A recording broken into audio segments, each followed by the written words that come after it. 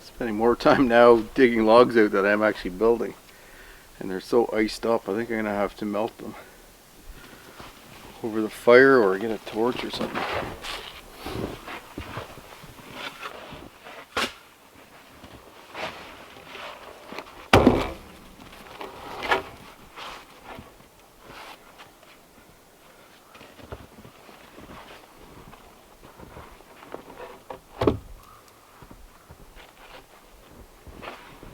Hey cow, snow's getting deep.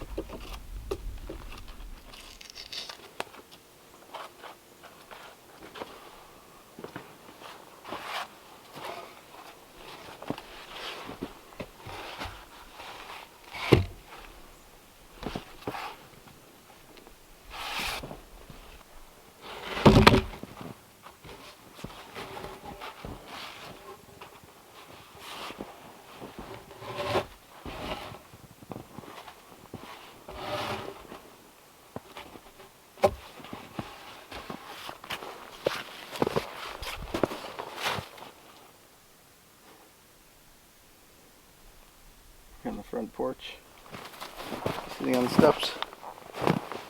What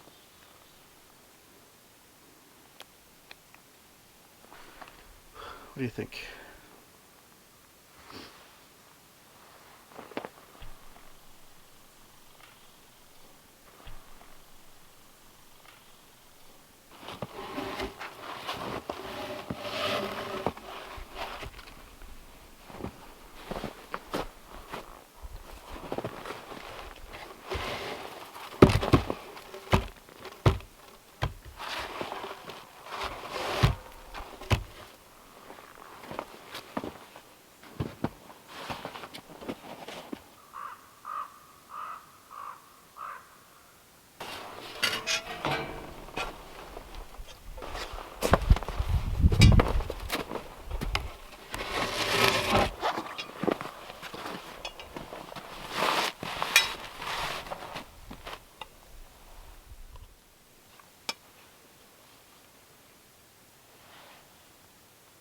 That's it.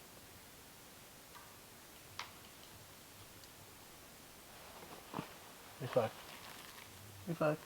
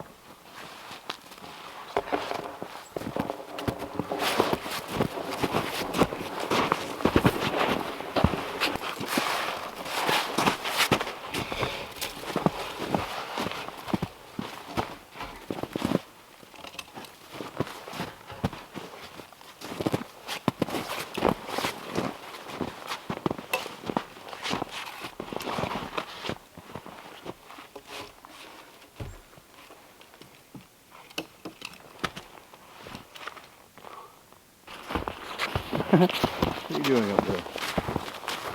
You digging my logs out for me? Keep digging. You dig them all out for me. Be helpful.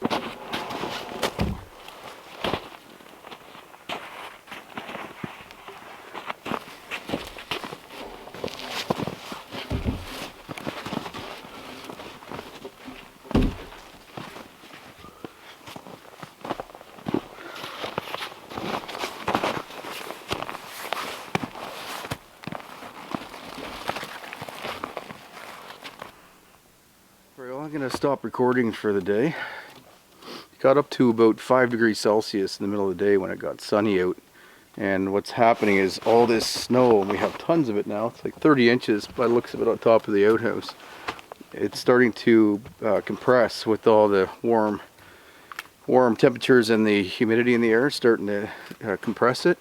And now that the temperature is dropping at night, it's starting to freeze in. So every log, I have to use the log ox to free it from the ground and then pull it up and try to get it elevated off the ground. I don't have room to elevate that many logs, and I can't build something strong enough up against the tree to lean them. So what I'm doing is stacking as many on the cabin itself, elevated high off the ground. Now tomorrow's supposed to get up above freezing again. I think it's supposed to be sunny too, actually. So that's going to help thaw out a bunch of the logs. So what I'll do is just free more of them up. I'll shovel snow off the top of the main pile, and hopefully the sun can loosen some of that stuff up. The problem is the temperature is supposed to drop tomorrow late afternoon, and it's going to freeze everything in solid. It's getting down to like -10 or -15. So what that's going to do is all this stuff that's getting compressed, when that freezes, it's going to be rock hard. It's all going to be almost like ice. So I'll have to work around that, get as much elevated as I can, and then problem is with all of that is that I'm going ice fishing for the next couple of days. So it's going to get warm again tomorrow before it drops down in the afternoon when the north wind comes in. So it'll melt and then freeze in. So some of the logs that are on the ground are going to freeze solid before I get back at them. So a couple days from now, 3 days from now, I'll be back working on the sauna. So before next Friday's video, I should have probably a couple more courses done and probably start looking at getting the headers in, so the courses above the windows and the door. And then I only have another course or two above that to finish the wall height, which means then I can start working on gable ends and getting the roof structure on. So making progress finally. Hopefully the weather doesn't get too cold on me. I'll keep working, but nice if it would stay, you know, even like -5, so everything stays frozen. So I'm going to shut the video down shortly. Just had something that I filmed earlier today, if you want to listen to that, just talking about self-reliance and food acquisition and stuff like that here in the wilderness. And the other thing is, just before Christmas I filmed an unboxing of subscriber mail, and I just didn't get a chance to put that into a video, so feel free to turn it off if you wish to skip that. But appreciate everybody who did send stuff before Christmas, and of course ongoing. Don't no, not necessary to do that, but I appreciate it, and it's fun opening the mail, and Callie always gets a few gifts as well. So that's it. Otherwise, appreciate everybody tuning in and following along, and hopefully this year is going to be a little bit more exciting here on my Self-Reliance channel.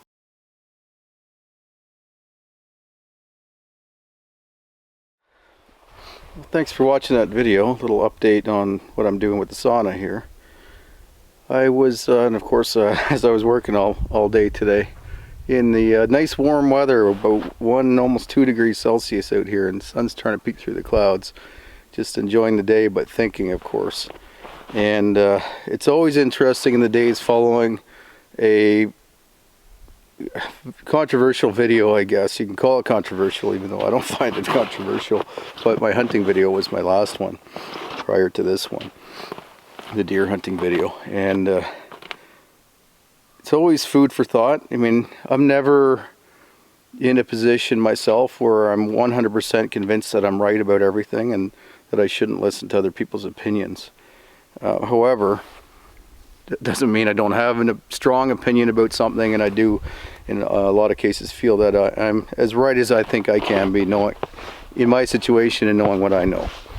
So the ongoing debate about hunting, I was thinking many things, and I'll probably continue to address this in future videos and on my other channel. But one of the things going through my head right now is, why do I defend my right to hunt so vigorously? And it really comes back to the whole reason I'm here to begin with in this particular location, and I think the main reason you guys are watching me. It's because we're so used to being controlled and probably controlled is a better word than oppressed, because I don't feel like we're under duress, like we're living poorly because of our organized society. But I do feel like especially if you're a man with some adventurous spirit, that we're definitely controlled and not free. And this location of this property, of this land that I'm on here with this cabin, is in an unorganized township. And what that means is that there's no government oversight here. There's no organized municipality here. It is a municipality, but it's unorganized, and anything that we need done is managed by the neighboring municipality. So the roads, for example. Roads actually are maintained by the Ministry of Transportation rather than the local municipality that does their own road work just east of here. So why is that important? Well, it's important because it means I'm allowed to do things here, or I'm able to do things here without somebody impeding me or telling me I can't do them. So these places are becoming more and more rare. And, you know, they call Alaska the last frontier for a reason. Canada has its own last frontiers here and there. This is kind of an isolated frontier, I'm going to call it, in relatively southern Ontario, southern Canada. So I'm here for that reason. Like I said, I have more freedom than most places. Well, if you take away my right to hunt, you take away my right to, or my ability to be self-reliant, or self-reliant as I can be. My ability to live as close to the land and off the land as I possibly can. That requires me to hunt and fish and forage. Now, if I'm not allowed to pick wild edibles, like wild plants, like the mushrooms that are on my land, but also the mushrooms that are on the crown land, or public land, that I'm mostly surrounded by here. And if I'm not allowed to fish in the lakes and keep the fish rather than release them all, if I'm not allowed to harvest animals, not allowed to kill animals for food, then I'm back on the system. And being on the system doesn't mean that I have zero impact. I think that's a real mistake that people make, and I think it's important to start reconsidering our own beliefs and whether there's any validation to them. In other words, is it evil for a person to hunt for their own food, but not evil for that person to encourage a corporation like Monsanto, who's vilified often, to clear-cut rainforests in order to grow soybeans, for example? And you think that's a bit of a stretch, but it's not. If you look at all of the ingredients that are a sub-ingredient of corn, for example, you'll be absolutely shocked at the number of things that it goes into and our reliance on it, not only for food, but other products that we use as well. So do a little research on that. Look up all the components of corn. Like, they strip out the molecules, essentially, subparticles of corn, and make that into different things. So the number one thing that is obvious is corn syrup. Corn syrup is the sweetener in the form of calories that ends up in a lot of processed food. Soybeans, same thing. A lot of the protein that is used, or protein products, are made from soybeans. So those are just two, and they're sort of vilified crops, but I do feel strongly that they're not good for us, not good for the environment. However, they are absolutely necessary to feed this huge population that we have globally. So I don't vilify the companies like Monsanto, and I don't not so against genetically modified foods and all of those things, unless I'm anti-human. If I believe that humans don't have a right to be on this planet and a right to be at this population. However, I have an opinion on that as well. But point being that you can't tell somebody not to hunt for their own food and then eat meat yourself that somebody else is either harvesting or raising and killing for you. You can't pay the executioner and then pretend you're not responsible for that death. You can't vilify Monsanto and then be willing to pay less than 10% of your income on food. That's unheard of in less developed countries. In the West, that's common. It's a common number. 10% of our income, our money, goes towards food. That's a ridiculously low amount, considering it's essential, basic essential. And if you look at the basic survival, heat, basically, so fire, water, and food, to tell people that they can't build a cabin of whatever size they feel like they can live in because it doesn't meet code, and to tell somebody they can't hunt and fish and forage for their own food, their wild food, is taking away all those freedoms, and it's taking away what it means to be human, in my opinion.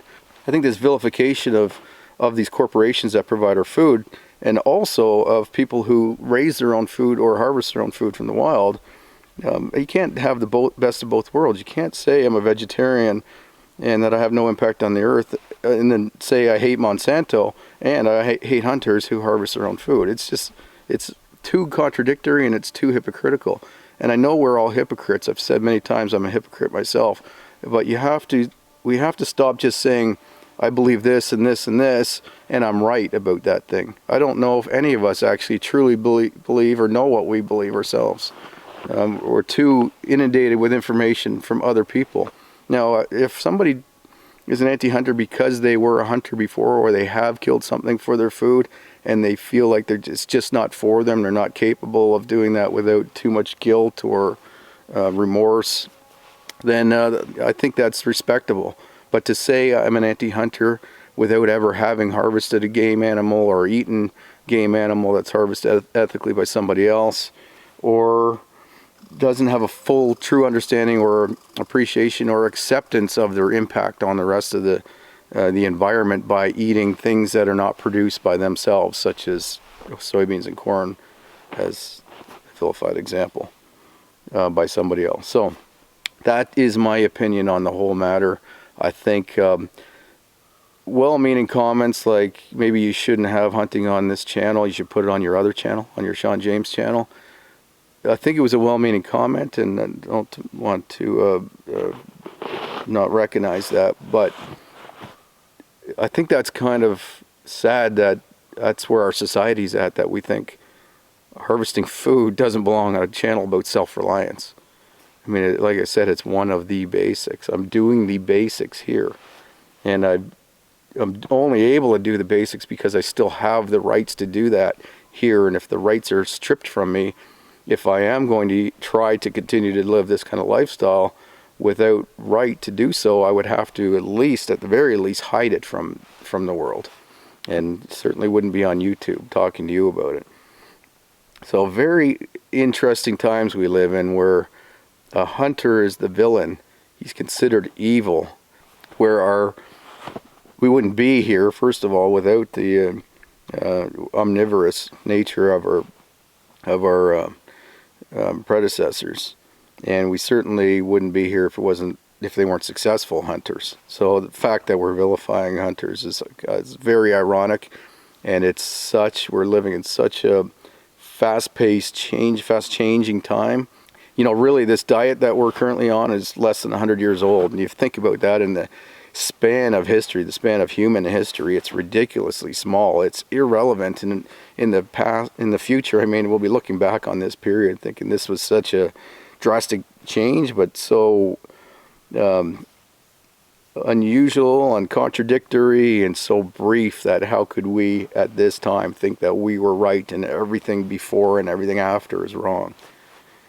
So I think this is a great year to question all of our own beliefs and try things out, try things outside of our comfort zone, or try those things that we are against, and see if we really truly are against that, or if we're just listening to the rhetoric that's fed to us in the media or by friends, family, or acquaintances, or on social media in particular now. And speaking of that, an interesting book that I really highly recommend reading is Michael Pollan's Omnivore's Dilemma. He has a few books out, I think before that book even, and a couple of after that are worth reading. But start with Omnivore's Dilemma. Either read it or listen to it on an audio book, or watch. I think there's a documentary called Cooked, which is about another follow-up book to that called Cooked. And I think Food Inc. is sort of loosely based around him and Joel Salatin. So I think I highly recommend listening to his perspective, because he was a non or maybe even anti-hunter. He's a food writer to begin with, But he wanted to fully understand why our diet is the way it is, and to understand more about all aspects of our diet, right from vegetarianism up to carnivorism. So as a result, he actually learned, had never been a hunter, and he learned how to hunt, got his hunting license, and went out and harvested a pig. So after harvesting the wild pig, they went out and made, I think they made like pepperoni or salami or something like that. Anyway, I don't remember the details, but he fully immersed himself in the culture of hunting and the harvesting of the game, and the appreciation for taking a life, and then how that becomes our food and so on. So very, very smart guy, and worth seeing it from a relatively unbiased position. I think that's the important thing. I think so many of us, or maybe all of us, are so biased one way or another about everything in our lives that we have a hard time separating what we truly believe and what's just been fed to us. And that's more of an ideology than an idea that we have of our own. So I can encourage you to read that book. Anyway, that's one of my challenges to myself this year also, is to try not to be fixated on one opinion, on one position, to open my mind up, continue to take advice from you guys, listen to your stories, watch other people's videos, and get a truly better understanding of the way the choices people make, the way they live, and why somebody like myself would want to do something like this compared to just living a more comfortable life. So appreciate, as always, everybody watching this and all my videos. And if you haven't subscribed, please do so. I've got a ton of stuff coming up this year. I have a personal goal to hit 1 million subscribers this year. I think it's very attainable based on the numbers and the growth of the channel last year. It's just a personal challenge, but also a challenge with a couple of buddies. So I'd really appreciate if you haven't subscribed, if you can do that, even if you don't hit the notification bell so you don't get annoyed by emails that you don't want to receive. Still appreciate your subscription. I appreciate you continuing to check in anyway and watching my videos. So I'm going to get back to work here. Hopefully I'll make some good progress here so you guys can see some new things here at the cabin.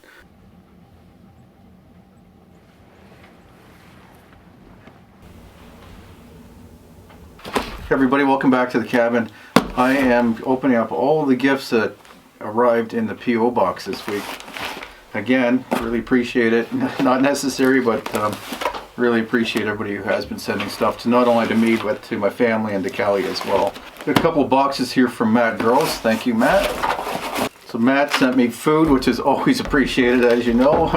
I like to eat, and his 15 and 12-year-old daughters actually are fans of Callie, and they sent some great treats for her. And this happens to be Callie's 20th, their second birthday today, so she's gonna get some of these treats today for sure. So thanks, girls, and thanks, Matt. That's great. This one is from Joanne Johnson of Schenectady, New York.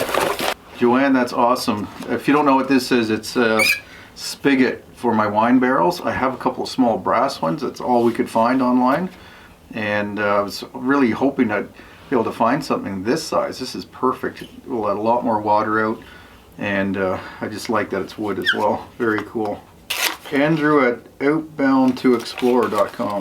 Wishing you all the best to you and your family. Thank you, Andrew. Very nice. And what he gave me is a cute little log cabin ornament. So Deborah from DKE Photos and Creations on Etsy made us slippers. These are for my wife, presumably. These are for me for wearing inside the cabin, which actually I do need, and a neck warmer for Callie. So I'll put that on Callie later and show it to you. It's her, like I said, it's her birthday today, so another birthday gift for Callie. So thank you, Deborah. It's really nice of you. Sealer Andy on Instagram. Andreas Holmsberg. It's from Finland. I decided to make you a couple of eating spoons when I saw you make your own serving spoon. I've been making them for about 1.5 years, and it's not as easy as it looks, right? I noticed spoons are blade finished, just like these they did before sandpaper was available to the common man. Your videos have provided so much free entertainment, and I wanted to send these to keep as tokens of appreciation. It would be so cool to see you use them. However, I do realize you get lots of stuff sent to you every day. But if you use the spoons, don't soak the handles. They have been something the traditional way with cinnamon that may fall out. Some baby oil now, then keeps them shiny. Thanks for your time. The video's an inspiration. Merry Christmas and Happy New Year from Andreas Holmesburg. Thank you, and Merry Christmas and Happy New Year's to you and your family as well. And those are very cool. I like that. I didn't realize that's what it said at first. Myself and my wife is what it says. That's very cool. Burned in there. This is from Wanda Holland. So she lives, always loved the outdoors. Live in a small town in the western part of Kentucky, about 45 minutes west of beautiful Kentucky and Barkley Lakes. So she says her and her husband have been collecting belt buckles from 50 states and I guess other countries as well, including Canada. So this belt buckle, so Canada with antlers, mountains, trees, and an eagle soaring, and I'm sure I will use that. The belt buckle that you always see me wearing, actually, my wife and I bought that on our honeymoon in 1996. So I'll continue wearing that one as well, but I will put that on another belt, and I'll wear that proudly. And when I'm not wearing it, I'll hang it up in here in the cabin. So thank you. I really appreciate that as well. Merry Christmas to you and your family. So this one's from Dean Harmon, Rumble Bear. He says, "Hi Sean, I love your YouTube channel. Thought you might like to read this book about my time in the Yukon." From Dean Harmon, Rumble Bear.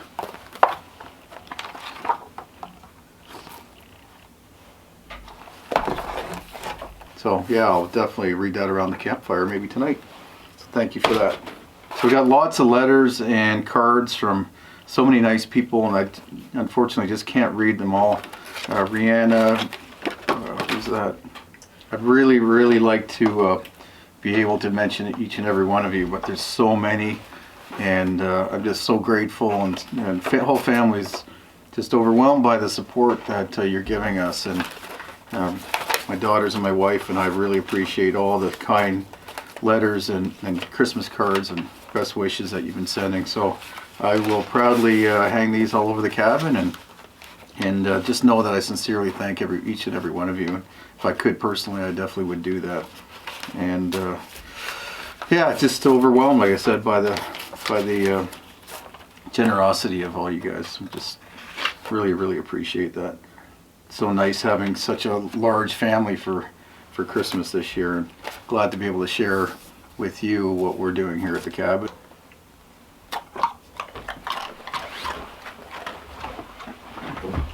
Thanks for watching, and I'll see you up here at the cabin next time. Take care.